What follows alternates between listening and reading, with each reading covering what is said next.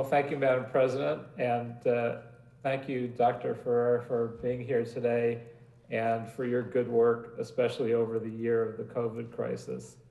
LA County is very fortunate to have you and your team leading this effort, and I know it's difficult, so thank you. First question I have, and I'll combine a few, are all about the vaccine. I know constituents and others are calling my office with questions and complaints about the vaccine rollout. And I'm sure other council offices are experiencing the same. And I know that much of this has to do with available vaccine supply, but what is the state and the county doing to reduce confusion and make sure Angelenos have the accurate information they need? I know some people found it very easy to get vaccinated and others very difficult. We hear about the short supply overall, but also that some locations wind up with excess supplies because not everyone takes their shot, and it's unclear whether there's consistency with what they do with the excess. So, and lastly, is there more that we can do to publicize the phone numbers of how to get the vaccine, since the over 65 age group is the most likely to be less computer savvy? Oh, thank you so much, Council Member Peretz, and also Council President Martinez, and all of the city councilors. I do want to just thank, before I answer the question, I just want to thank everyone. I want to thank the mayor. I want to thank our partners at LA City Fire for all of the work that we've been doing, together over this past year. There's no one group that's really responsible for all of the response efforts. This has been a partnership, and I want to really make sure I start by thanking every single one of you for your leadership and your support. It's been a long year. I know we're at a hopeful point with the vaccines, with having 2 vaccines that are safe, they're effective, and they're starting to become more available. I do want to say from the start that you are right to note that the biggest problem we have right now here in our county, and frankly across the country, is related to scarce supply. We in fact have over 300 registered providers throughout the county that are able to, at this point, administer vaccine. And that makes it a lot easier for everyone who's eligible for vaccine to get vaccinated without having to drive long distances and face lines at some of the sites that are open. But we just have not received enough vaccine. Last week, for this entire week, the entire county received 144,000 doses. And of those 144,000 doses, 86,000 of them had to go for second doses. So I want to just be honest about the constraints. Everybody who gets a first dose is guaranteed their second dose. If it's a first dose of Pfizer, you're going to get your second dose somewhere around 21 days later. It doesn't have to be exactly 21 days, but it's around there. If you get a Moderna vaccine, you're going to get your second dose somewhere around 28 days later. And so the first confusion is people are desperate to make sure they can get those appointments for second doses. Now, the group that's actually coming up for second doses right now are healthcare workers.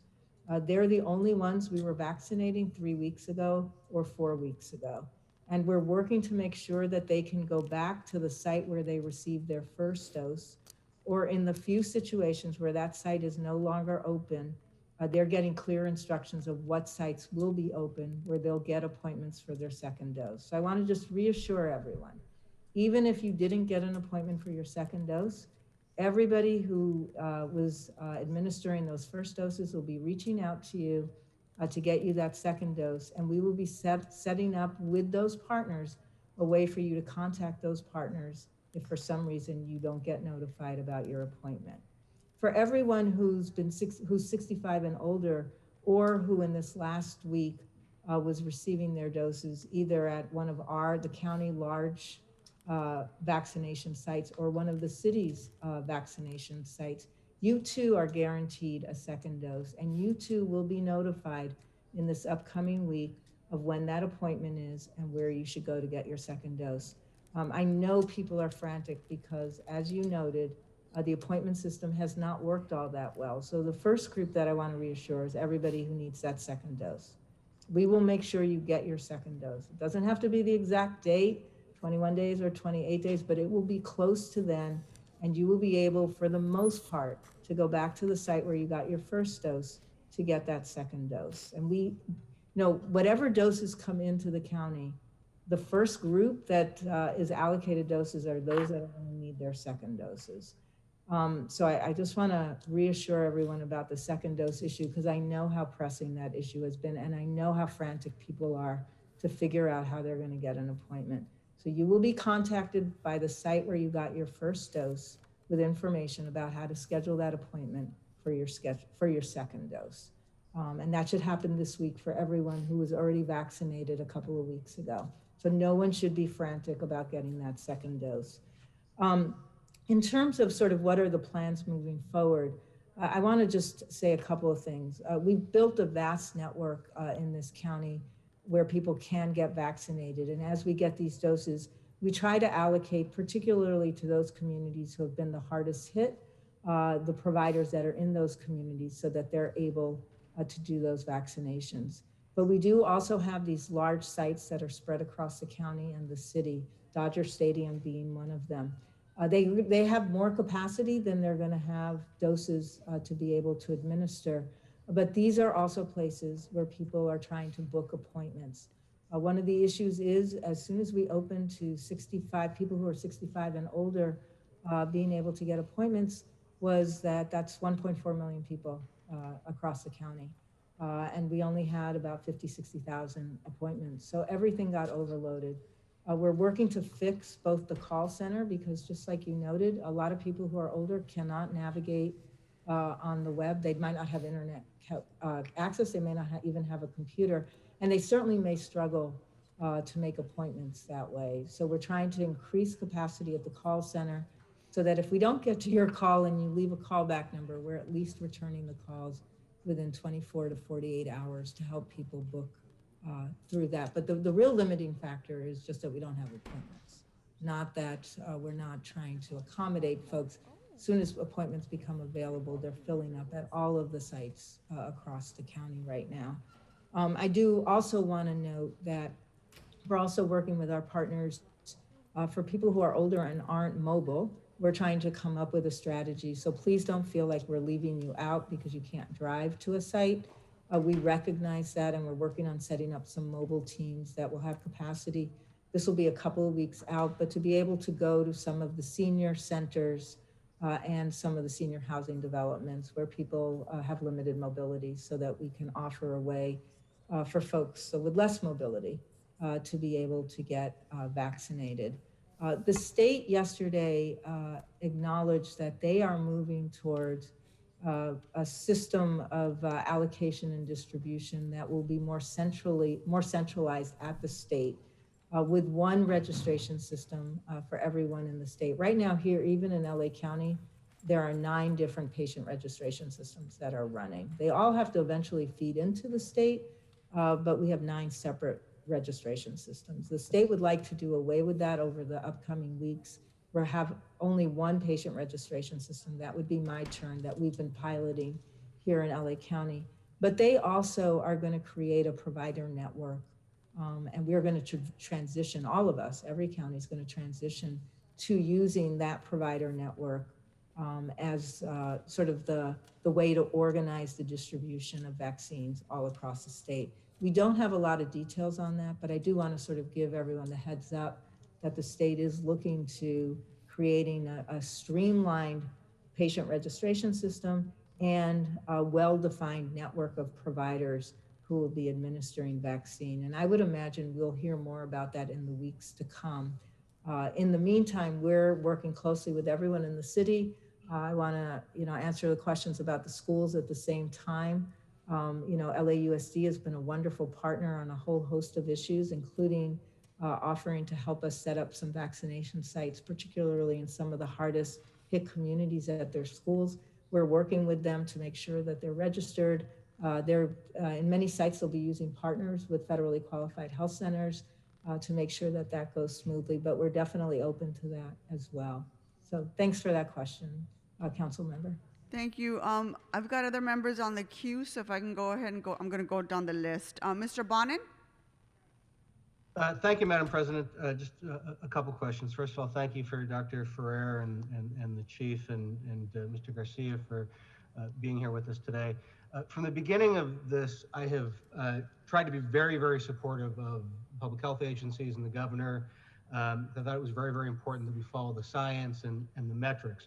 And my two questions come from a place of being very confused and frustrated by a lot of the announcements that have come this week, one by a state level one and then one at the county level. First, the state level, perhaps you could shed some light on it. From what I can understand, the governor's announcement about vaccine distribution is going to be prioritized by age and by age groups. And I have heard, and I'm sure we have all seen, the complaints and the pleas and the grumblings and the anger from people with disabilities, people with health conditions who are wondering how it is that someone who's under 65, who has cancer or emphysema or an immune deficiency isn't getting higher priority.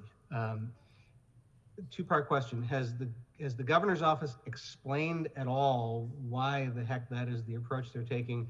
And is the county bound to follow those protocols? Yeah, those are excellent questions. I just, a couple, council member, and I want to just thank you for all your support. You've been wonderful throughout the year. I do want to note just a couple of things. One is so that there's not a lot of worry out there. The governor did announce that they were thinking of moving to an age-based prioritization system, but we will complete phase 1B tier 1. That includes both people who are 65 and older, but 3 important essential worker sectors: education and childcare, daycare, agriculture and food, and public safety. So I want essential workers who are already have heard that they in fact are still going to come up in this next round when we have more vaccines, that did not get scrapped. So we will complete tier 1 of 1B, and then the governor has said we will move to this age distribution. I really don't have any more details about what that's going to look like, and heard the same announcement you did. I know that he does work with a task force and a couple of working groups to sort of tease through the decisions that get made. And we're certainly sitting at the table and raising some similar issues about protecting people with underlying health conditions. The CDC did also qualify that. I know people think, well, that's everybody. You know, we all can say we have an underlying health condition because many people do. But the CDC actually created a list of 9 conditions that have been shown to actually increase risk. So it's not just that you have a health condition, it's that the health condition you have puts you at increased risk of serious illness from COVID-19. And I do agree with you that it's important to figure out how we're going to prioritize people who have these underlying health conditions, because the data is pretty clear. Around 90% of people who unfortunately are dying from COVID in our county are people with underlying health conditions. 72% are people who are older, 65 and older, but almost 90%, it's hovering between like 86%, 92%, are in fact people with underlying health conditions. So I don't know, I think the governor is just moving away from, you know, having different groups of workers qualify, but I don't know that anybody has really made a firm decision yet, council member, on scrapping the need to figure out how to, again, use our opportunities to vaccinate to first and foremost protect people who are at higher risk of dying. Well, yeah, it's frustrating not to have it based on risk and need. And I'm afraid while the governor may reconsider on the health conditions, he's kind of made it irreversible. I went to their website the other day and I registered, and I don't have a condition, one of the 9 conditions that would qualify, but I filled it out. It asked me my age, it asked me my occupation, but it did not even ask. So all these people who are now registering won't have an opportunity to be marked down there. It's very disturbing. I was equally confused by what the rationale was behind his decision to do the reopenings that he was doing. You look at the stats statewide, but certainly the case locally. Our hospital are still overstressed. The caseload and all the indicators, everything from the case index to the equity index, are all at numbers that are not better than, not significantly better, certainly, of when we did the closures. So I was confused by the governor's announcement, and then I know the county is following suit. What is the science or the logic behind the reopenings, given the metrics that don't seem to me that they indicate that? Yeah, thanks a lot, Council Member. It's probably important to note that when the governor allowed all of the counties across the state to exit the regional safer at home orders in those 3 regions that were still under the stay at home orders from the state, he made sure that each county understood that they were still bound by the restrictions on the tiered system. So it wasn't like you exit and everything opens. You exit and you go back to, for us, purple, and really, frankly, for most of the state, you go back to that purple tier. And within that purple tier, you all remember, we have a lot of restrictions that are still in place. If you look back at what we did as the county on November 25th, when we issued our health officer order, watching the acceleration of cases take off here, it really was adhering a lot to the restrictions that we would be under in the purple, as while we were in the purple tier, but making modifications within the sectors that would be open. So we reduced all of the occupancy levels at all the sectors that are open, both indoors and outdoors, because one of the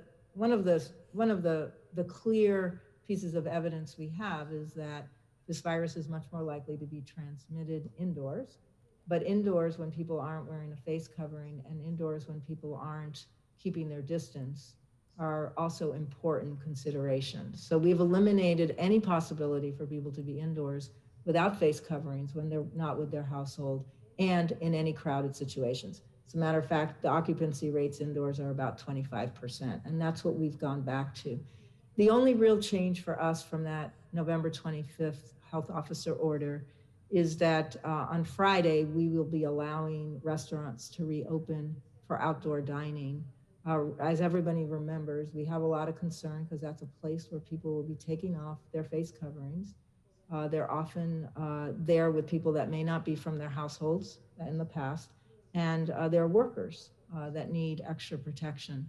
So we will be meeting with both restaurant owners and operators and the representative unions today to talk through some additional safety requirements that we are going to ask restaurants to use when they reopen outdoors. So I guess what I want to say is we are on the decline. I feel comfortable saying at this moment we're out of the surge, but you're absolutely right. Our numbers in no area have dropped to where they were prior to the surge.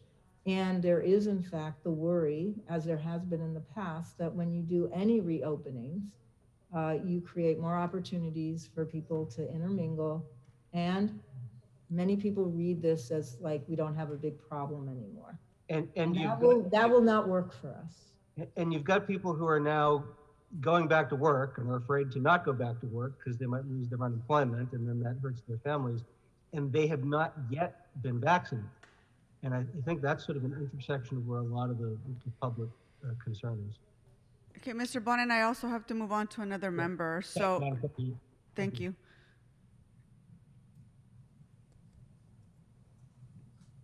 Mr. De Leon? Thank you much, Madam President. Good morning, Dr. Ferrer, and thank you for coming to take a few questions from the council members. As you know very well, my East Side district has been devastated by COVID-19. Boyle Heights alone has one of the highest infection rates in the country. In fact, as of yesterday, Boyle Heights has had roughly about 16,000 COVID cases, so clearly the highest in the city. if not one of the highest. This week we heard changes to vaccine distribution tiers coming down from the state, and also have heard of adjustments being made by the county. Can you please clarify the chain of command between the state and county in determining who is eligible for vaccination and how those vaccines will be distributed? In short, who's in charge exactly is what I'd like to know in that chain of command between the county and the state. And then I have one more question after that. Okay. Thanks a lot, Councilmember De Leon. I think the chain of command really is that the state receives allocations from the federal government and then allocates those out to the county. So in many ways, the state actually has a lot of control if you think about this in terms of a chain of command. The one exception to that is the federal government set up the federal partnership with CVS and Walgreens for administering doses to long-term care facilities. And that's really taken off of the top of the allocations. But everything else really does funnel through the state, and the state controls the distribution. I will say that what the state has done is every week, the state has said to the county, these are the number of doses you have, with the exception of what's going to the federal partnership and what goes to these what are called county entities, the Kaisers, UCLA, Providence, that actually serve more than one county. They get their own doses directly from the state, and we don't actually see those. But we'll get, for example, last week we got 144,000 doses. We will work with all of the providers that are registered in LA County. We will guarantee those second doses, and then we will allocate the rest of the first doses out, paying a lot of attention to trying to get, for example, federally qualified health centers both on board to be registered, but also to make sure they get enough doses in the hardest hit communities. That will change with the new direction that was issued by the governor, where they will actually make many more of the decisions about allocations throughout the state to providers. The county health department will receive its own allocation as a provider, but we will no longer be sort of the distributor of vaccine for this county. So I think in many ways, a lot of the responsibility will rest with the state. Has rested with the state in many ways, but will continue. It will be a more centralized model according to what the governor announced yesterday. So these are, I'm assuming, recent changes. Does the county have the ability, say, for example, if 65 plus are eligible, and I know Assembly Member Miguel Santiago and Congressman Jimmy Gomez asked me to forward this question as well. If 65 plus are eligible and there's a scarcity of vaccinations, as opposed to going 65 plus wide, can we be more strategic and surgical in our application of the vaccinations, given the quantities of the scarcity? Yeah. Because if you're 65 plus, and let's say you're wealthy and you live in a 5,000 square foot home in the Tony section of Los Angeles, you have the ability to Zoom and you have the ability to sort of hibernate in a home, a large home. Whereas if you are a Latina single mother who has to work at McDonald's and is exposed every day, and also to doesn't have the ability to pay their rent, is that a prudent application of the vaccination rollout? So that's one thing I want to get your comments on. And secondly, too, obviously, I know we have Forum at Inglewood, we have Downey, we have Dodger Stadium. A lot of kudos to our Mayor, Eric Garcetti, and Fire Chief, Ralph Terrazas, for the whole logistical rollout. Thank you very much for your fantastic work. But in hot spots, say, for example, we have nothing in Boyle Heights. We have nothing in MacArthur Park or Watts or South LA or parts of San Fernando Valley like Pacoima, where these are real hot spots, and there's nothing there. So you have the challenges of folks who don't have access to Wi-Fi or internet, can't maneuver, navigate, and they're the ones who need it the most. Then you have a logistical issue with regards to folks able to get to, these big centers, which primarily by far and large are outside of the city parameters of Los Angeles. So I just want to get your thoughts with regards to the 65 plus in comparison to the Latina mother who's being exposed every day and who's going to fall victim to an eviction. How are we distributing the vaccinations in a very smart, strategic way? Yeah, I think that's a great question.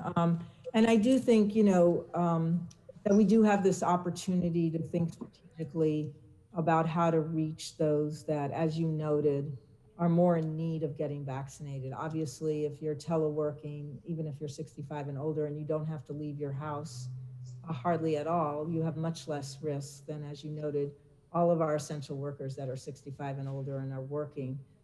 And it would be good for us to work together to figure out the strategies for making sure that there's easy access to vaccine for those folks. And I do think we would be allowed to do that. The strategy to date on that is really not to depend on these large vaccination sites. We have 190 sites open throughout the county where people can go and get vaccinated. And we are working on partnerships with both labor and business around this issue around essential workers, particularly in those three categories of workers that will become eligible shortly because they're in 1B Tier 1. To do exactly what you say is to think about a prioritization there where we're really looking at those essential workers that are 65 and older in those three sectors as being able to get vaccinated more easily than other people who aren't, as you noted, necessarily having the same risk of exposures. I think our strategy to date has been to figure out how to partner with those healthcare providers that actually already serve that population.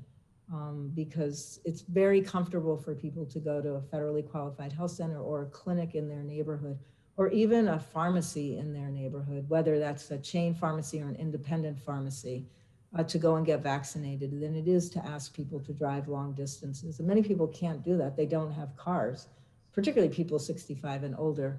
So I think our strategy to date has been to really build capacity in the neighborhoods that are hardest hit with federally qualified health centers, clinics, and providers to try to make sure that we're making it easier for people to get vaccinated there.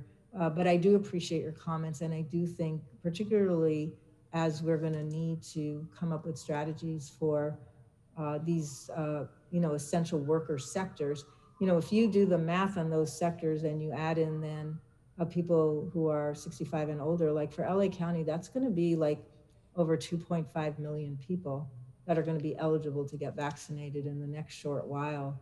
And we haven't even received 1 million doses here in LA County yet. And, when you do the math, everybody needs 2 vaccines. We have this staggering shortage, but I do agree with you that it is best when you have a shortage and when you have scarcity to really look hard at how do you make sure this vaccine is getting into the arms of those who have high risk. Anxious always to hear your thoughts on ways we can be better about targeting and making sure that this vaccine is more easily available to those that have a lot of risk. Okay, thank you, Mr. I De thank you Leon. very much, Dr. Ferrer, for your answers. And I know it's not been easy. You've been in a very difficult situation. I will reach out to you, and my staff will reach out to your staff to see how we can figure out strategically those hot spots. And I know it's challenging. Just a comment that said, from the federal government to the state government to the county and then to the city. And you have all these layers. And I know there's been an attempt by the executive branch of the city of LA to go directly from President Joe Biden for distribution directly to the city, given the massivity of a city of over 4 million, individuals, which is in itself, being the second largest city, is a logistical challenge unlike anything we've ever seen before, especially when 50% of the district or the city is of people of color in a very low, economic means. So the internet and how you navigate, walk up or drive up, and which logistical places is tough, because in LA County, over 500,000, Latinos have been infected, that have the highest infection rate, the highest mortality rate. they're 4 times higher than the closest group. So I will give you a holler and see where we can figure out the next batch that's coming down, so we can target it more surgically to the highest need communities. Thank All you. right, thank you. Thank Mr. you. Price? Thank you, Madam President.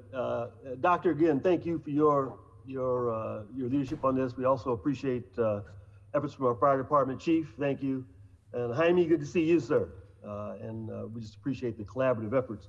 I just want to underscore the comments made by Mr. De Leon, about the concerns we have about the hotspots, South LA, East LA, parts of the Valley, where we have citizens at risk who have no choices, who have to go out to work, and they're not getting services. And so it's just disheartening. Almost every story you read, talks about the shortage in South LA, how folks are not getting the vaccination. And so we got to figure out some ways to make the vaccination available easy. You briefly mentioned the notion of mobile delivery.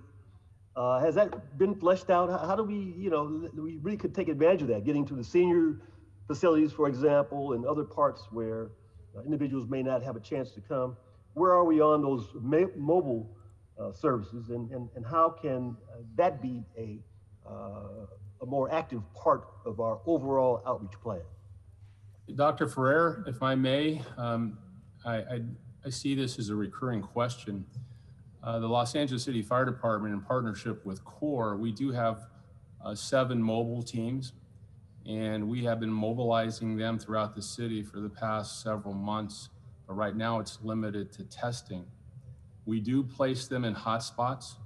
We have, as of a few days ago, we were at the Sears in Boyle Heights, MacArthur Park, LA Apparel in South LA. Sometimes we set up at busy intersections, and it's all predicated on hotspots within the community.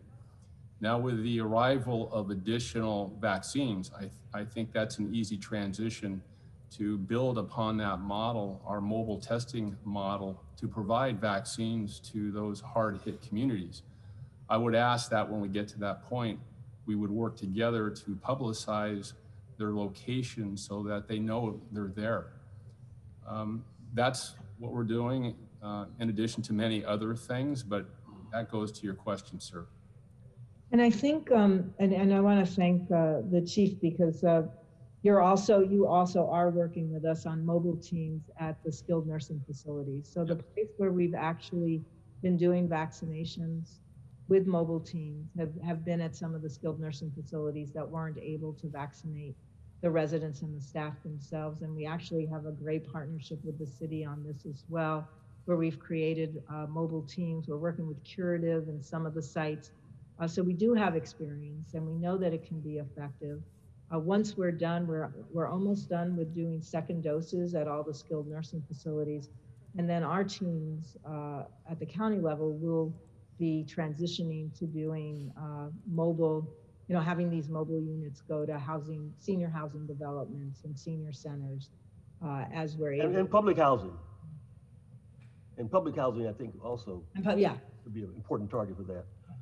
Again, I appreciate the effort. All I'm saying is that we got to ramp it up. It should not be the best kept secret in town that these mobile, that the mobile facilities are available. We really need to roll them out, collaborate more with community-based organizations. I appreciate the community health organization's role in this, but we just got to do more, and we just got to do it faster. We do have 6 new sites that will open up, council member, in South LA next week.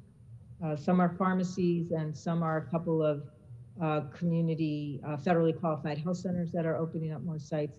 And I think one is a partnership with a school in that district. Okay, great. We'd like to know where they are specifically, if get that information from you as soon as possible. And testing is another question, and we know that there had been extensive testing all around the city. Dodger Stadium was a major test site. Now that has been converted to a vaccination site, are we coming up short on the testing side, or are we still able to do the kind of outreach necessary to make sure folks are getting tested who want to be tested? What I can say from the county's perspective, that we've increased the capacity at all of the county sites to try to make up for the capacity that was lost when Dodger Stadium flipped over to be a vaccination site. But I also recognize that, you know, your fire chief has been instrumental in really helping with setting up testing sites in the city of LA, and want to give him a chance to respond as well. But we are back to, I think, across the entire county, including the city, having recovered most of the capacity that we lost. I also want to note that there's a new program where people can order a test kit. If they can't get out of their house to go get tested, there's an easy way through the Department of Health Services to order your test kit and have that test kit sent to your home. And then in the privacy of your home, you take your sample, you swab it, and you put it in the mail. Okay. I could add on to that, sir. We are testing 130,000 people within the city. We've noticed that we have That's on a weekly basis, Chief, or what's that 130,000? that's weekly.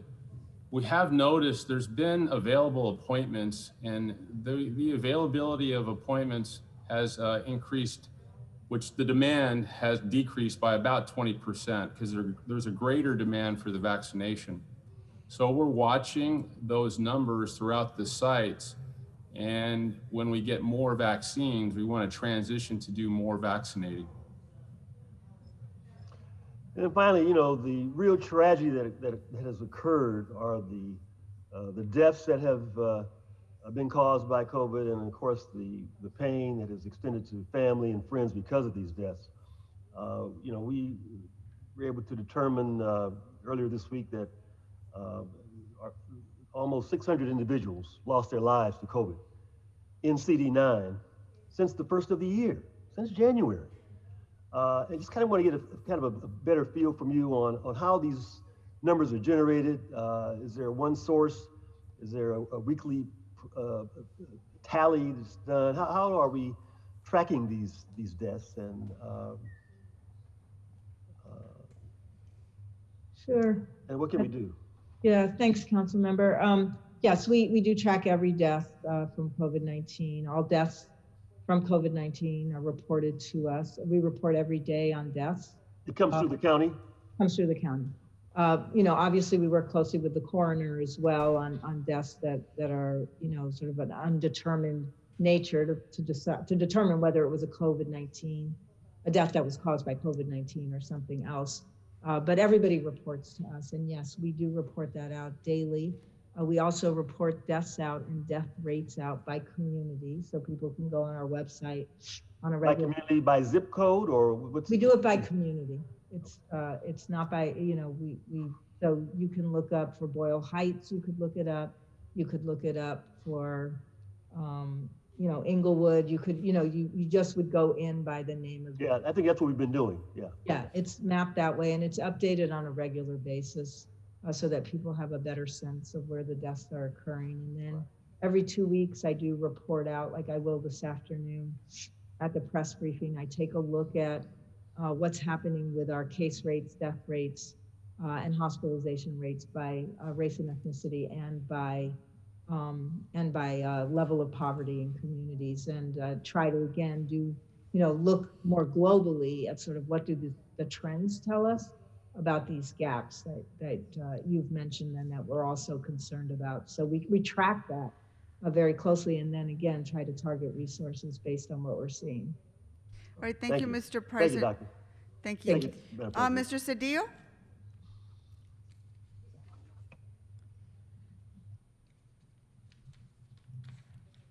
Mr. Cedillo? Thank you. So, difficult not to be redundant, so let me start with a big thank you, Dr. Ferrer, for your leadership and tenacity and your hard work. No good deed goes unpunished in our business.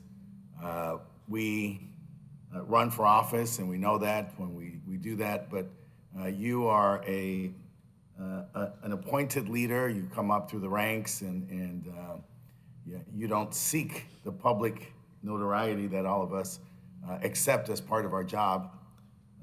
Now you'll never be able to go out and have dinner without being interrupted, or go out with your family and friends. And so I want to first of all say thank you for that. It's truly a period of no good deed goes unpunished.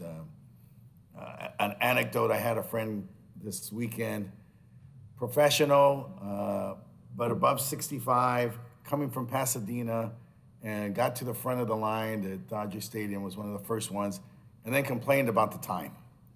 And it was like, really? Like, you're gonna complain about how long you had to wait? You're the first in line? You're a professional, you live in Pasadena, and like you're gonna complain about the city and about the mayor. And it's like, it's not even our job, right? He has his own city, his own department, but it's where we're at. So first of all, let me say that. Chief, let me say the same to you, thank you, because this is in many respects beyond the call of duty. And of course, I think the mayor should, as I remind him every day, should be thanked for his leadership.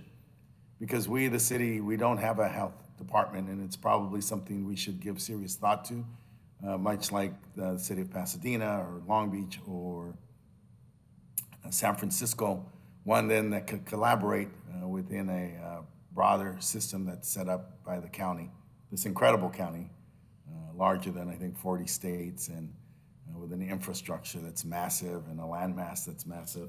So that's our context. Let me double down on the comments of President Pro Tem De Leon on this question of being more strategic and more targeted.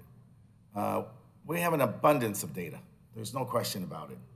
And everyone has an incredible argument for their group first. Incredible. You know, their location in the economy, their specific demographic, where they ripple, et cetera. We're in a compelling moment. And the real challenge is, and I was listening to the news all morning, we simply don't have enough supply.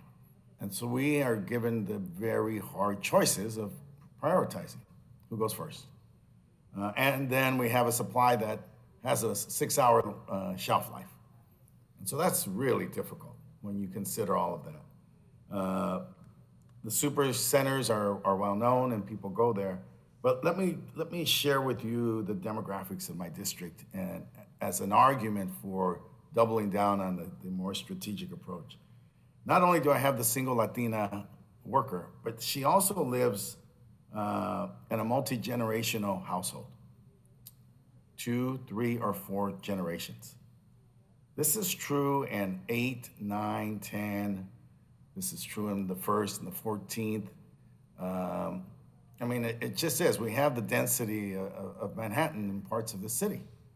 This is Latinos, this is African Americans, this is really a part of the city that's almost completely separate than as was referred to as the Tony communities on the west side, west of the 405, in the valley, parts of the valley, not all the valley, other parts of the city, where frankly, it's just like, it's so stark.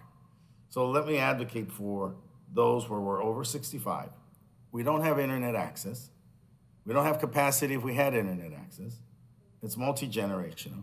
There's different languages, different capacity. There's a lack of mobility. And yet it is the household that has the greatest density and perhaps the greatest workforce participation. And so it is set up to be the most dangerous household. I have put out hundreds of signs in my district to identify these communities in Westlake, Pico Union, down on Washington Boulevard, Temple Beaudry. I've put up signs so that people understand that this is a very serious question. We've got to remain hyper vigilant. I'm very concerned about people thinking that because we're going to open up that there is a light at the end of the tunnel, but there's a distance to go before we get there. And so I want to be very specific with you and ask you to give us a measure of the changes that will be made because they're needed. So for example, I heard you exhort people to use the internet because we don't want to use the phones. But for that population and that household, the phone is the only communication device. It's the only effective communication device. So there needs to be a call center, 24/7, multiple languages, that has a capacity to receive that phone call. Because if not, we're going to lose the most vulnerable people. And it will undermine our efforts throughout the city. Because out of that household, I guarantee you, is someone who's going to go clean the household in the Mortone community. And it just is the reality. It's going to be someone who's going to go clean the small business, help set up the new open area restaurants, and going to be serving the food and making the food. So if we don't get the most vulnerable, we undermine the entirety of our efforts. It's just that simple. And so we've got to concentrate the resources there. And so I just want you to talk to us about the measures of how we increase these call centers. One of the disasters. Mr. Cedillo, I need you to watch your time. I need to move on to the next member. Do you have a question for Dr. Ferrer? So my question is this. Talk to me about the measures of going from the request for people to use the internet to expanding our call centers. What's the degree, the percent, the amount of expansions we're going to have on the call centers? What languages are we using, and what's going to be the expansion of the hours? Because my people in my district do not fit in neatly into some of these other areas to engage. And yet, as I said, 8, 9, 10, 1, 14, 13 as well, the most vulnerable areas of the city. And if they're not taken care of, it will continue to spread throughout the city. Okay, Dr. Ferrer, I appreciate your time. I also have another 7 members on the queue, so if we can please move through this quickly, I need to get to the rest of the members. Okay, Dr. Ferrer, thank you so much. We do have a call center. We set it up immediately when we realized we were going to start vaccinating people 65 and older. It runs right now from 8 in the morning till 8:30 at night. We have language capacity embedded in that call center. We're actually linked now to 211, so we can manage pretty much all the languages. We've added dozens and dozens of workers pretty much every day. The capacity is still overwhelming. Most days we're averaging, over 4,000 or 5,000 calls to the line. People can leave their numbers and we do call them back. We agree completely, council member, that there are many people who cannot, for a variety of reasons, use a computer-based system for making appointments. As soon as this was opened up to non-healthcare workers, we did set up that call center in acknowledgement of that. And we continue to work hard to try to make the call center better, and we'll continue to do that. We have to keep that call center functional. We have to actually get it to be more functional so that we're able to get to people's calls in a more timely manner. I appreciate your concern and I share your concern. Thank you. And finally, the last thing, Madam President, is I want to note, in addition, that the FQHCs, particularly in my district, are vital and the trusted partners. So it's the Clínica Oscar Romero's, the Altameds are key in terms of for the distribution, both for the test and for the vaccine. And we agree, and we're contracted. I mean, we're helping everybody sign up. That's a federally qualified health center.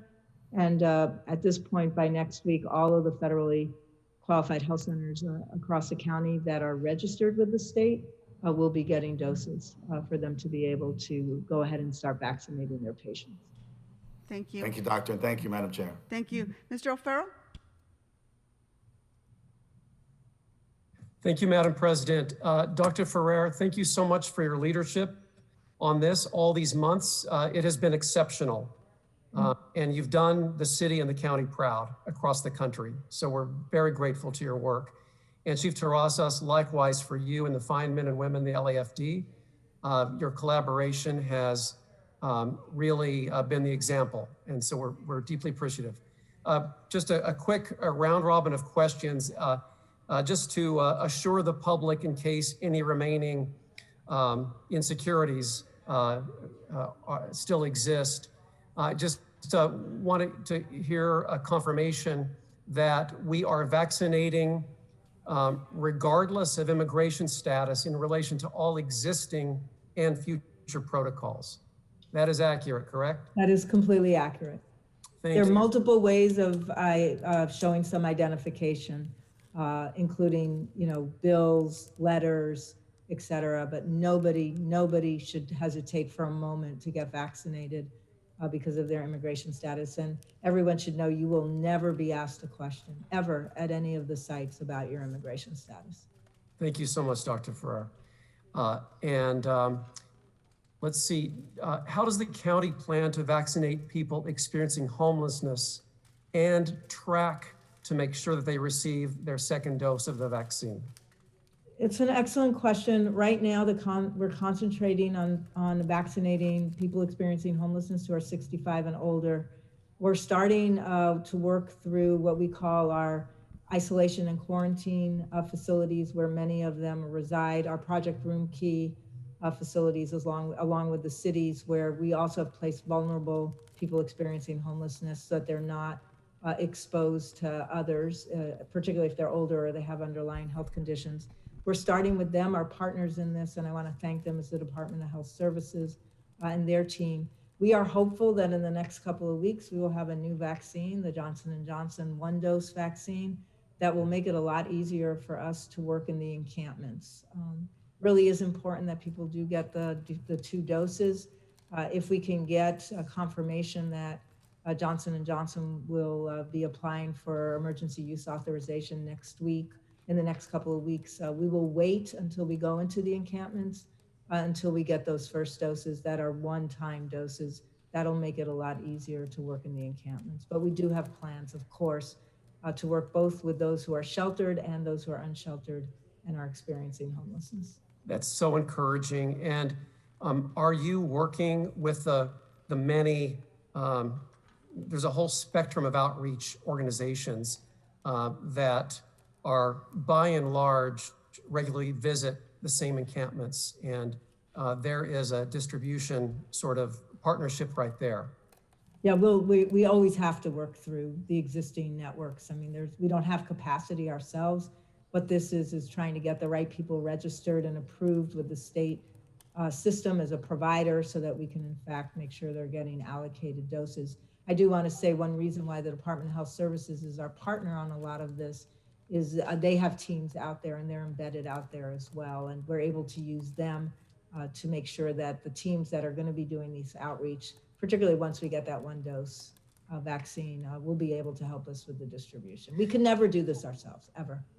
Right, and wonderful. And please let those entities, feel free to have them contact the council offices, especially our field offices, because we can probably serve as some on-the-ground intel if you think it'll be beneficial, and I think that possibility exists. It's super helpful. Like any way you can help identify the partners that are trusted in your communities and can serve as vaccinators. If you can get that information to us, those are often the best way for us to sort of really expand this network. Thank you, and please let us know what channel or contact information that would be, and we will get right on that. Sure, it'll be through Joshua, and we'll make sure we send that out. Wonderful, thank you. Currently, what can you tell us about what's the percentage of frontline medical workers, firefighters, police officers, sanitation workers, and essential private sector workers that are currently vaccinated? The only group that's allowed to be vaccinated right now in terms of the workforce are healthcare workers, and that's a broad array of healthcare workers, and it includes people working in healthcare facilities who have a possibility of an exposure. So the people who may be the custodians, the food workers, they're all counted as healthcare workers in that healthcare system. They're allowed to have been vaccinated, as have EMTs and paramedics. So anybody who's, obviously, again, in the health field. Those are the only workers so far that have been prioritized for vaccination. We would estimate at this point that probably close to 500,000 healthcare workers have been vaccinated. Many of them are starting to get their second doses. I want to note there are a couple of populations that we're still trying to make sure they get in. Home healthcare workers, for example, they are considered healthcare workers. It's a much more diffuse network. Many, as you know, many home health workers are in fact family members, but they do in fact, they're licensed and permitted to work in that field. So we are trying to get all of those folks in as well still. Wonderful. Last question, Madam President. Dr. Ferrer, do these mobile teams that you discussed earlier, do they or will they be able to make home visits to seniors that are homebound, or any other individual for that matter that is homebound that want the vaccine? We're going to have to figure out the best way to work with people who live independently in isolated areas that are homebound. We're going to concentrate in this first go round with our mobile teams to go to settings where there are multiple people who are older and homebound, including, you know, our senior housing developments. We're going to be looking at our senior centers.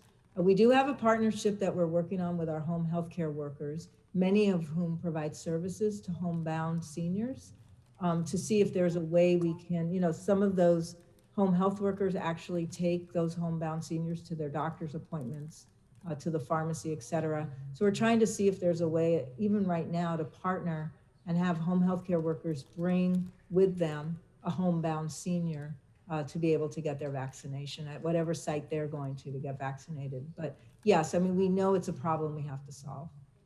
Wonderful, thank you. And I look forward to my office, our offices in general, being a resource to help in any way, especially as more vaccines become available in the coming days and weeks. Thank you so much. Thank you. No, thank you for all your support, Council Member. You bet. Thank you, Mr. Lee. Thank you, Madam President, and thank you, Dr. Ferrer, for being here today to answer our questions and clear up a lot of the confusion that even we have with the ongoing vaccinations. I think you've answered all my questions regarding the vaccinations. My questions are more for like the CDC had a report yesterday regarding the safe precautions that we could take for reopening schools. Have you had a chance to look at that? Is this something that you agree with? Do you think that this may be a path for our schools to open if they could provide the different things that the guidelines state? So, you know, we are under the state's framework for reopening schools, and there are extensive requirements for schools to reopen. As folks may remember, we did ask that everybody, as a strong recommendation, not a requirement, please keep everybody home until the end of January. Most school districts did in fact adhere to that. That was, you know, we just had so much community transmission that even although there's very little, very small numbers of people who were in fact infected at schools, that number grew significantly in December, like, you know, huge. It was very easily contained because we have good protocols at the schools that are open. But when there's a lot of community transmission, there's transmission in every place that's opened.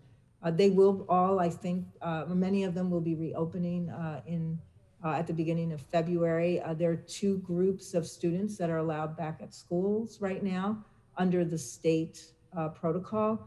Those are students who have high needs that cannot be met through virtual learning. Schools, we have over 1,700 schools across the county that are open for services for high needs students. There's a very strict protocol that they're under, including the cohorting of those students in very small groups. Those students, some of them have continued to get services. Many of them will resume getting services in February. That has, you know, that doesn't matter what tier you're in. You could be in the purple tier or any other tier, and you're allowed to have all schools open for services to their high needs students in a cohorted small group fashion. The other schools that are allowed to be open in LA County while we're in the purple tier are those schools that have a waiver that's been approved by both us and the state. And I believe there's close to, I want to say 300 schools that have waiver applications. Those right now are for grades TK through grade 2. Those students are allowed. The state has set a threshold for reopening schools for both students grades 7 through 12, and have expanded what will be allowed to do for students in grades TK through 6. So let me first go to 7 through 12. Those classrooms and those students will not be able to return to schools until our daily case rate drops below 28,000 cases per 100,000 individuals. Right now, our case rate, I think, is about 45 cases per 100,000 individuals, the daily case rate. So we have a ways to drop before we'd be allowed to think about expanding services for any schools. I think in addition, the state right now is saying that for students in grades 7 through 12, we actually need to get to the red tier and not be in the purple tier. We're trying to get clarification if those schools can reopen with all of the new protocols and the case rate drops to 28, would that opportunity be expanded? For schools with students TK through grade 6, as soon as our case rate gets below 28 new cases per 100,000 residents, we will be able to open up those schools for services to their students. They have a lot of attestations and forms that they need to fill out. They have some Cal OSHA requirements that they need to meet. We will be aligned with the state on all of those requirements. But I would imagine when that case rate drops, we will have a lot more schools that may decide to reopen. Again, this will be for grades TK through grade 6. That's the first thing that will be able to come online. But our case rate needs to drop to 28 new cases per 100,000 individuals before we can expand that opening. Okay, thank you, Dr. And you mentioned earlier that you were meeting with the restaurant associations to guidelines, because I think I speak for all the council members when they say we're just getting a lot of questions about reopenings. A lot of people are confused whether it's the same guidelines that we're using or if they expanded. So, and also, I was wondering if you've ever discussed with the restaurant association, their business model relies on, a lot of advanced buying of different supplies and food. Is there anything that you see that if they were to put the proper safety precautions on, I think that we'd be willing, even if they were a little bit more extreme on the safety side of it, willing to make that investment if they knew that they would be able to operate no matter what situation we are in. A lot of the restaurants made huge investments for the outdoor dining just to have them close down a week later. And so there's a lot of just sort of that frustration. Do you foresee that we could ever reach that, or if there's ever any type of measures that they could take to ensure the safety of everyone? It's such a good question. And, I hope like everyone, like we don't have to continue to go backwards sometimes, because that's really what happened is we went backwards. But, today I'm going to report over 300 people died. That's one day count of people dying. That's because deaths are in fact a lagging indicator. Cases were way up as of even at the beginning of the month, and that's going to continue to hurt us in terms of the number of people that are going to continue to die a few weeks out. Our responsibility really is to be the honest broker here and to say to people, we want to do everything that we can so that our economy recovers, but it cannot be at the expense of creating untenable situations where there is so much risk for transmission, and that risk then translates to people needing to be hospitalized, overwhelming our healthcare system, which is what just happened, and causing sort of the devastation that losing someone you love results in for all of our families. So I can never make that promise, ever. What I do want to say is, and plead with the businesses, is the protocols are there because they make sense, there's evidence behind them, and they need to be followed.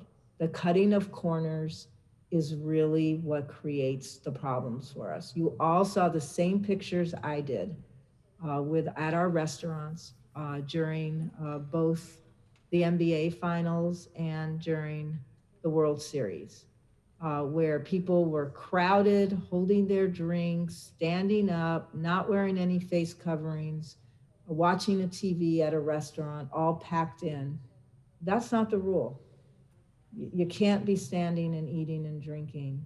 You can't be gathering in crowds. That's where transmission happened and will happen again. So everyone really needs to understand that as hard as these rules are, it is what allows us to have confidence that sectors can reopen. But if the rules aren't followed, we'll see that in the numbers. So we'll just have more transmission. So my urge is like play by the rules, everybody play by the rules. No, I understand. That'd be great. And business responsibility. And that makes it a lot easier for things to stay open. Absolutely. There's just obviously a lot of frustration. So I'm seeing businesses reopen now when they shouldn't be, with a lot less, safety measures, and a lot of small businesses who see the larger businesses, the Walmarts, the Targets, who have grocery stores, open up their entire businesses, where they have a small business that they can manage, mask wearing, the social distancing at a much better rate than what I'm seeing at some of these larger places. And so it's that frustration where they're just deciding, well, I have no choice. I'm just going to reopen. All retail is allowed to open. All retail. I know, I understand that. I'm just talking about if we move into different tiers and different times. Yeah. Okay, Mr. Lee. Thank you, Dr. Thank you so much. Thank you. Mr. Blumenfield? Great, thank you. And Chief, Mr. Garcia, Dr. Ferrer, thank you all for being here. So appreciate that. I know we're short on time, so I'm going to just jump into a couple of quick questions because a lot of this stuff has been covered. First, on the vaccinations, and Mr. Bonin sort of got at this question, but are we bound by the state's age requirement, or can we, after we get past the 1B, which you explained, can we add groups, that we feel are particularly vulnerable to the age thing? Do we have any flexibility, or is that preempted by the state? I think it's, we have a little bit of flexibility now. I mean, we can't expand to groups that aren't permitted at this point, but as I noted earlier, we could be more surgical in sort of who within a group gets prioritized. I do want to be honest and say, with the state's system that they're putting in place, where they'll be centralizing those allocations and they'll be using the centralized registration system, there will not be an opportunity for counties to have their own prioritization. So once we get past phase 1A and B, it's strictly by age. I don't know I have not seen the governor's exact plan. I know he did announce that it was going to be by age after we finished in phase 1B tier 1, but I would need to, I can't answer that. We'd have to go to the state. Gotcha. No, trying to just be quick on them. The other two other questions. One, the ICUs.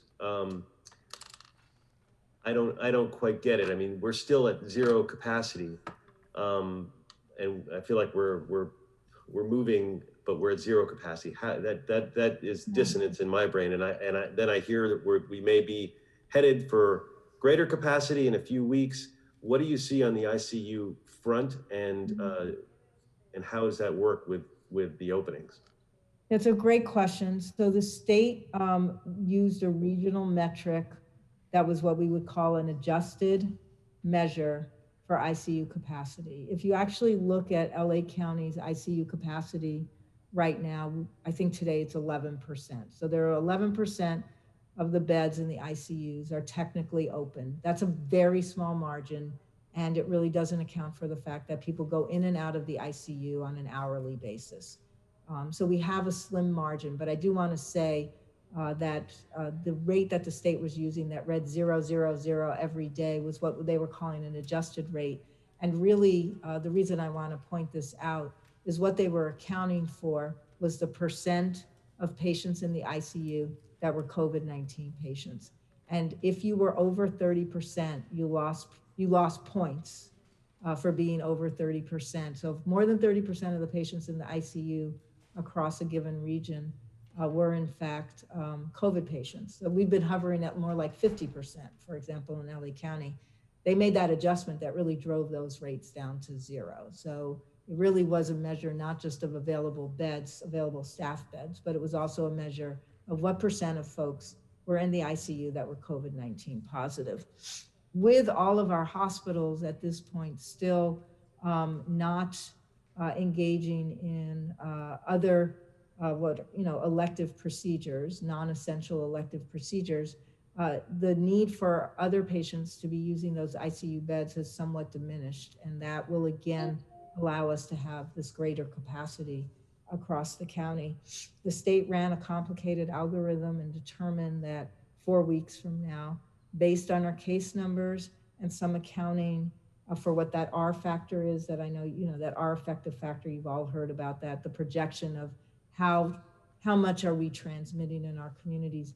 They've determined that the region should be above 30% capacity for available beds in the ICU 4 weeks from now. But I do agree with you. It's hard to understand that metric being used. That's something we'll see 4 weeks from now as the platform for the reopening. I want to say the reason that happens is hospitalizations are also what we call a lagging indicator. It will take them longer to go up than cases, and then it will take them slightly longer to go down. But as long as cases continue to go down, hospitalizations will continue to go down.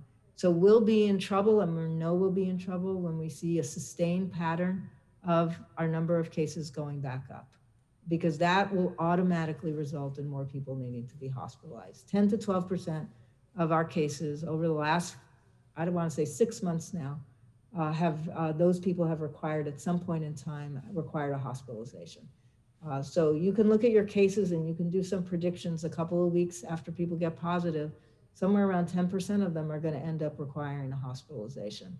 So if our cases continue to go down, our hospitals will move back to more normal operating conditions. If our cases start going back up again, we're in trouble. And that means collectively we're in trouble. We cannot sustain another significant increase in our cases because it will translate to another surge for the hospitals. Okay, and then lastly, just to follow up on the school issue, and I appreciate what you were saying before. Just help me with what do we tell folks from a health perspective who say, who point out this dissonance or this dichotomy where we're opening up card clubs, but we're not opening up schools, and folks say, well, how can that be? And where, is that a reflection of priority, or is that a reflection of some sort of science? I think the issue has always been at schools that you need to have community transmission rates down low enough that you feel pretty confident you'll be able to prevent a lot of transmission. And that includes transmitting from students to teachers as well. So who may be more likely to be asymptomatic and have less illness. I think we have demonstrated across the county that if the protocols are followed, that there's a fair amount of safety in schools that have reopened. But it did not protect an increase in cases at schools when community transmission rates got really high. So I want to be just completely transparent about this.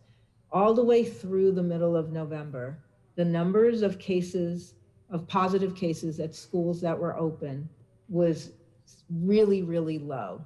And the number of outbreaks that we experienced all the way through that, school started reopening in September, all the way through the middle of November, we had 24 outbreaks, which are 3 or more cases at schools. And of those, 20 of them were less than 5 cases, so very little transmission. Between the middle of November and the middle of December, that number jumped to 75 outbreaks at schools. And we had many more situations where there were more than 5 people who had been infected at a school site. Although we never had really large outbreaks, we did have, and we have to be honest about the data. Once community transmission rates got really high, it was just much easier for people to come in to the school environment. And even with all of the precautions that they were taking, there still was some transmission there, as happens in every single sector. Healthcare workers everywhere, no matter where you looked, in the middle of November till the end of December, we saw huge increases in outbreaks at all work sites. So the state, and we are under the state's rules, the state has set this threshold for when schools can go ahead and expand what they're doing in terms of offering children to come back into the classrooms. We do have some schools here that have waivers that were approved, and they'll be able to open those. And we're going to go ahead with allowing those waivers that we had approved. The schools hadn't yet reopened. The state has a rule that says if you didn't reopen before the stay-at-home order, you can't reopen now. Those schools will be able to reopen because we asked them not to reopen in January. But we're still under the state's guidance. I do think it will not be long for us to get to 28 new cases a day per 100,000 people if we stay on the course we're on. If everybody plays by the rules, these schools will reopen. But I do understand the frustration as other sectors have reopened. Again, very different circumstances, how long people are in other sectors, and who, again, it's always this issue about needing to make sure that that entire community, parents, students, teachers, and staff all feel very comfortable coming back into a school environment because they feel like there's a lot of safety there.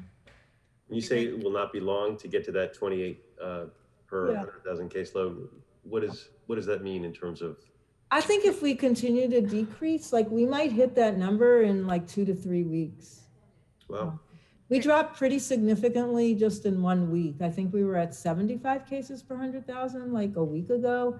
And I think now we're at 45. These are adjusted rates that the state uses. Dr. Ferrer, is that partially because of the vaccination, or is that what do you attribute the rapid decrease to? People are playing by the rules and the holidays are over. Okay, Dr. Ferrer, how long do you have? I've got 4 more members on the queue. Mr. I have Blumenfield, 5 more minutes. Mr. Blumenfield, I need to move on. This in 5 minutes. I'm late for a 12 o'clock I appreciate that. call, Thank you, sorry. Mr. Harris-Dawson.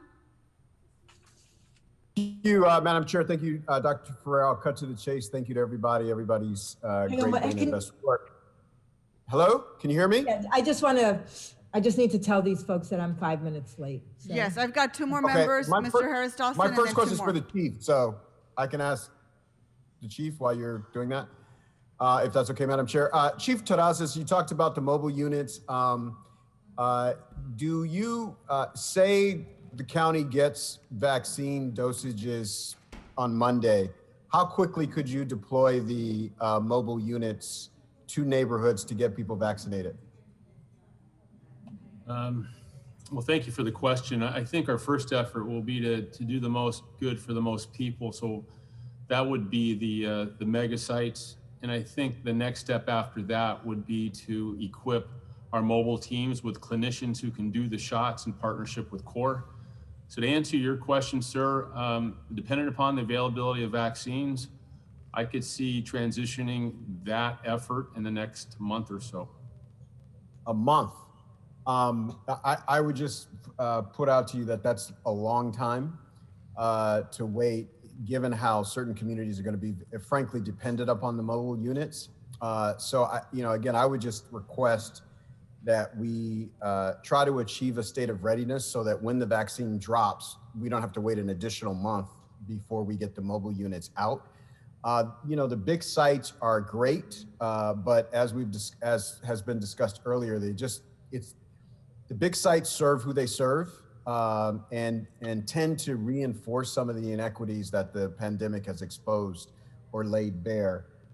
So again, I would just ask that we prepare now to get mobile units out, assuming that the vaccine dosages will come any day. Because again, I think in my district, I can speak for South LA, there are entire neighborhoods that are not going to the Forum. They're not going to any place with big crowds of people. They're just not doing it. And so the only way we're going to get them vaccinated is if we bring it to them. The second thing in kind of the same vein, and this is more for Dr. Ferrer. So we have this network that folks have invested in and you've been a part of helping to build here in South LA, a federally qualified health clinics in the neighborhood. So I want to emphasize this because people in the community, and I get a little frustrated that particularly Black people, but I think people of color's distrust of the medical system is some kind of pathology, as if, you know, you have people in their 20s walking around worried about the Tuskegee experiment for 100 years ago. No, people are not concerned about Tuskegee. They're concerned about a month ago, a Black doctor in a hospital in Indiana told them she was sick, and they said, nothing's wrong with you, and she went home and died of COVID. Like, that's the kind of thing that people experience on a day-to-day basis, and it's the reason why they don't trust the healthcare industry. So you have a vaccine that people don't trust, and they were asking them to go to people that they don't know.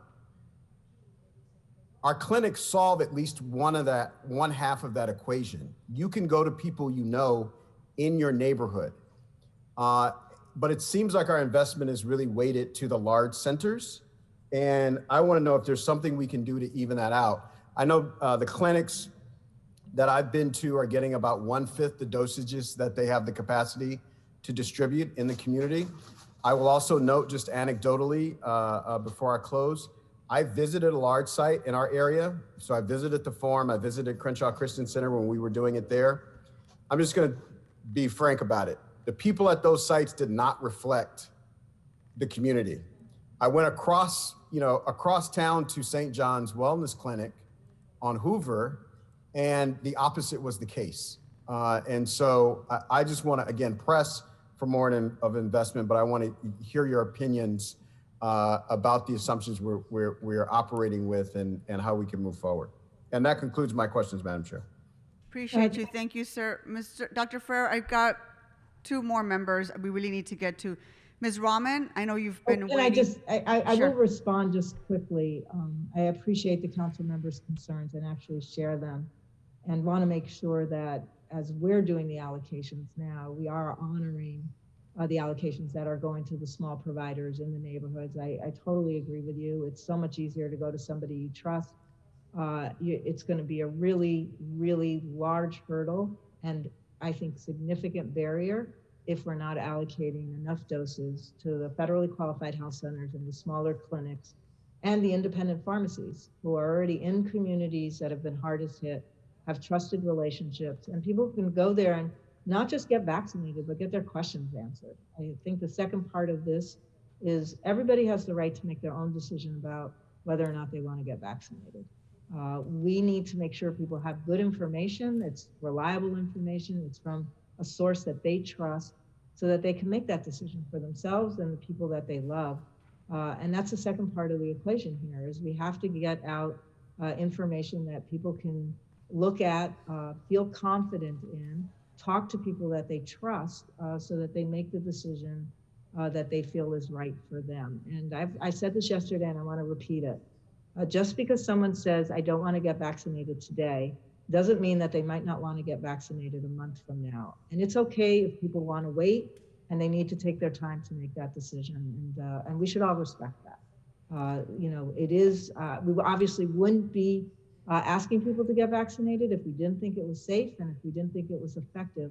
But we also want to respect everybody's individual rights to have good information and be able to make the right decision for themselves.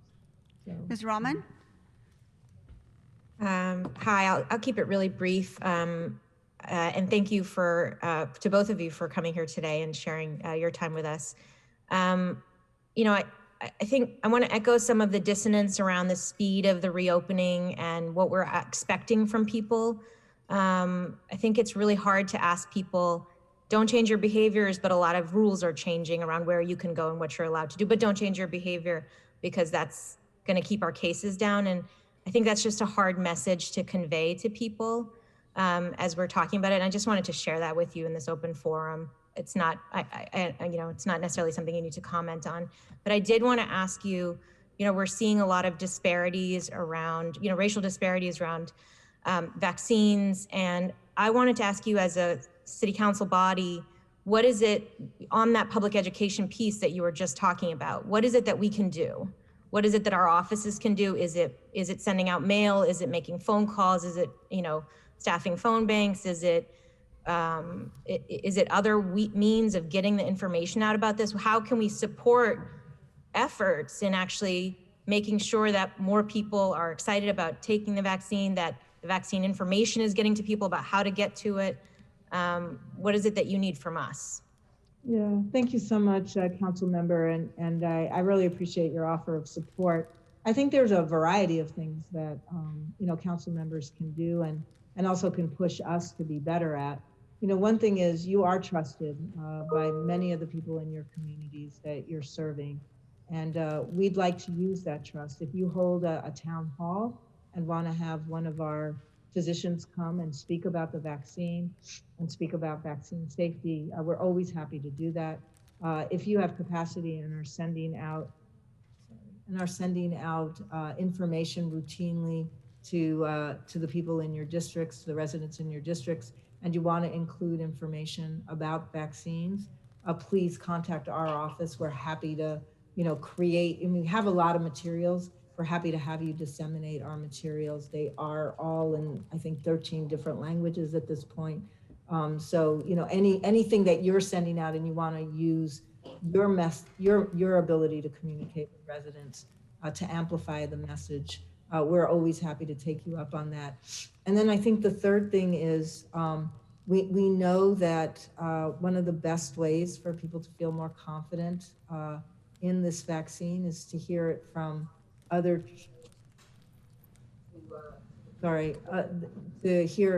folks who are in fact trusted by them. So we're working a lot with the faith-based communities. We're working a lot with local providers, with social service agencies. And if you know that there are other leaders in the community and want to just invite us to talk with the other leaders in your community so we can answer their questions and they can feel better informed so that they can have discussions with the people that they're connected to, we'd love to do that as well. Thank you. Mr. Ridley Thomas.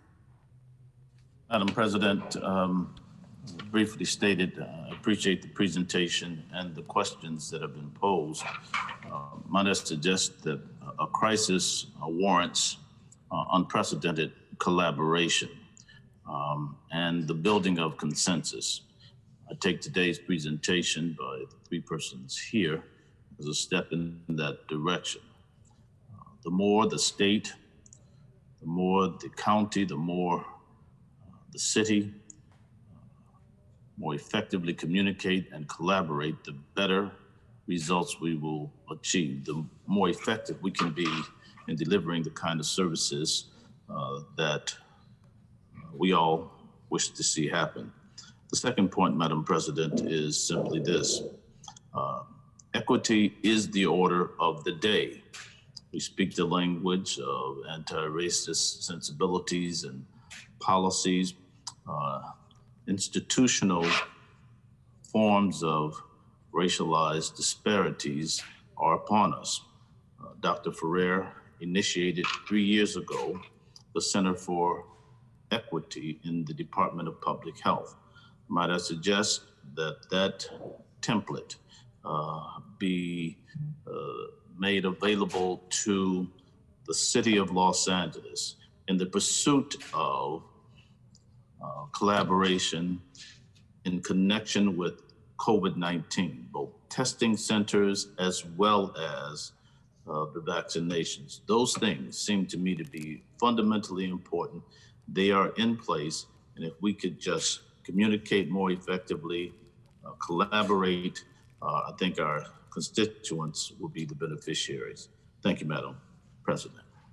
Thank you very much. Dr. Ferrer, I know you need to get going, so I'm going to go ahead. I just want to thank Yes. Council Member Ridley Thomas. I 100% agree, and we're really, I feel very blessed to have a lot of support and really pledge to do whatever I can to make sure that the collaboration is strong.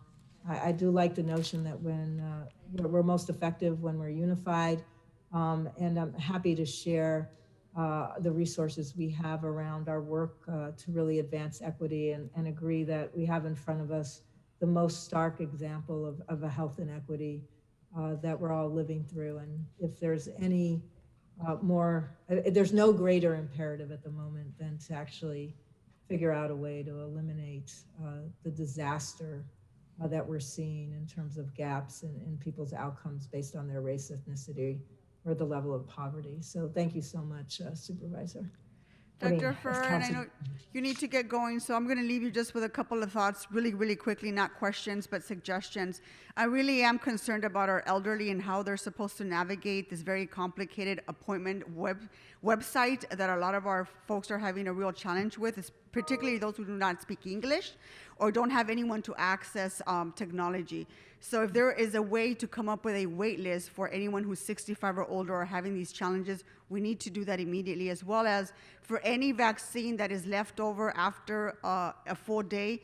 How do we get rid of this, this line that is forming on some of our vaccine sites and make it readily available to the people who live there, our most vulnerable members of those communities? I think we need to come up with a different system to reach them so they can rush over and get the vaccine as soon as possible. I really recommend that. We think we need to do that and do it smartly and do it effectively so that we can capture our elderly and our most vulnerable in the communities that these sites are vaccinating. So with that, Dr. Ferrer, I really appreciate you being here. I know you have to get going. I know we've got Mr. Garcia who wants to also say a few words, but I want to turn it over to Mr. Koretz to close, and Mr. Garcia, if you want to add anything. You want me to go to you first? Mr. Garcia, did you want to say anything?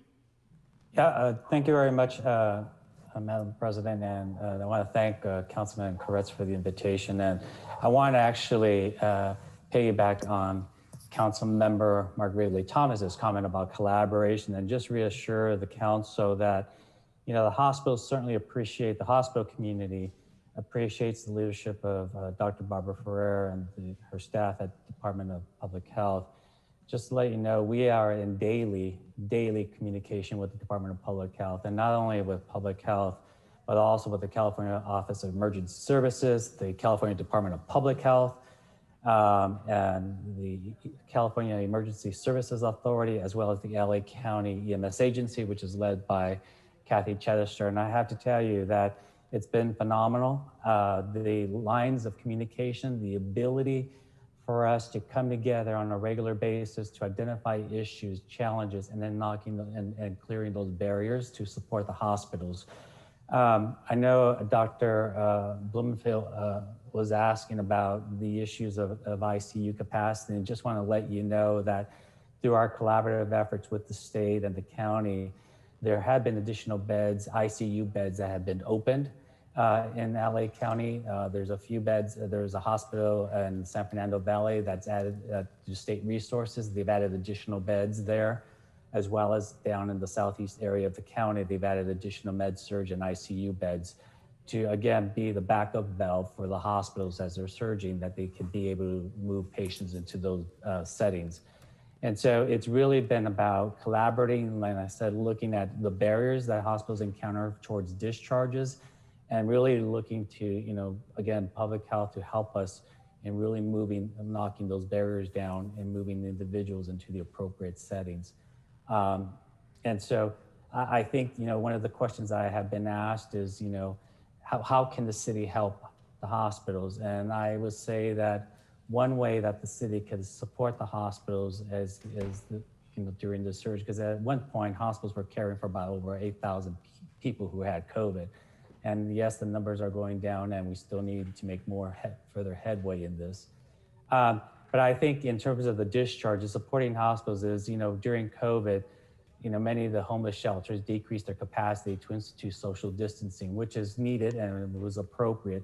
But I don't think that there was a plan instituted to make up for that shortfall that took place in those settings. And so I think that is an area that hospitals could really use the support of the city, is looking at additional venues that could provide shelter. And I'm not talking about shelter for people with medical needs, like recuperative care or interim housing for people who require isolation or quarantine, because that is being already offered through the county. I'm simply talking about an individual who is in their 30s, who doesn't have an underlying chronic condition, who doesn't qualify for Project Room Key or Project Home Key, but simply an individual, 30s, relatively healthy, who simply needs a roof over their head. And that's kind of that's an area that the city could support the hospitals in an effort to expedite the discharge process, and that affords the ability for the 911 responding agencies to being able to bring additional people, and we can move people through the system. That would be greatly appreciated. And that I also want to just take this time to recognize our 911 responders, as well as all our healthcare providers throughout the county, the city and the county, for the extraordinary work that they've done during this period.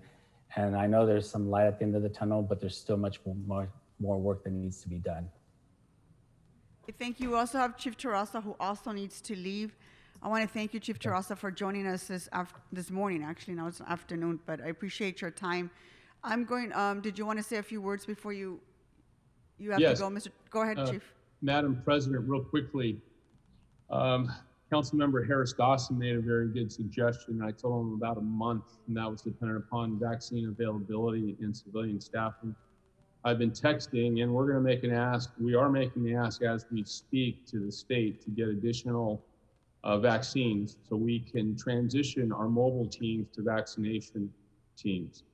The second point is Council Member Rahman. She asked about how can we assist with communication. We will notify each council office of each mobile team on the dates and the locations they will be active. So if each council office could put out that message, that'll help increase the people that would show up on the date that the mobile team is in the community. That's all I have. Thank you very much. Thank you, sir, and thank you for joining us. Mr. Corrett, to close. Mr. Yes, I have a second question that I wanted to ask of Chief Terrazas and Mr. Garcia. And it was part of the original impetus for asking for this hearing. At the time, we had days where we had 19,000 cases. We were having ambulances bypassing one hospital for another. We had ambulances stacked up for hours in some locations waiting for admittance. And we were talking about deciding who needed the most care in some of the COVID wards. We're not at that stage now because we've had a significant drop, but we probably have a theoretical opportunity for one more spike with the county reopening and with an impending Super Bowl, which could have a similar impact to what we saw over the holidays. Were we to have one last spike, what have we learned and what have we done in preparation that we didn't do in the previous spike that will help us get through it? Do we have more access to oxygen supplies and ventilators and staffing? What's happening in those regards? This is Jaime. Speaking for the hospitals. So as I indicated earlier, there have been additional, the state has opened up, we call it alternate care site or surge beds that they've opened up to help decompress hospitals that are, experiencing significant delays. So that is a new resource that has been added, that has come online. So that's, some good news in that respect. We've got, unfortunately, in the month of December, as community transmission was rapidly increasing, healthcare workers weren't immune from that. And so many of those workers are now coming back to work, and that's good news. The state has also deployed added staff that they've been able to recruit from outside the state. The Department of Defense has also deployed staff at facilities. We've got the National Guard that's been deployed at facilities, and they're rotating through different places. And so there is additional staff that has come in, particularly this month of January, to support the hospitals in that effort. So that that is all good news, and certainly hoping that with these added resources that have been deployed by the state as well, it would help reduce ambulance diversion, which I've heard has been declined significantly from what it was like in late December, early January, where there was significant ambulance diversion taking place. And so that has dropped based on information that I have seen from, county data. So that's all good news. All right, Mr. Koretz. Thank you. Well, And thank you, well, Mr. Garcia. And thank you to Mr. Garcia, to the chief, and of course to Dr. Ferrer and her staff for all their amazing work through this difficult period. And we look forward to working together continually in the next few months as we try to bring this crisis under control. Thank you, Madam President. Thank you, sir. And that concludes our presentation, members. Madam Clerk, what's next?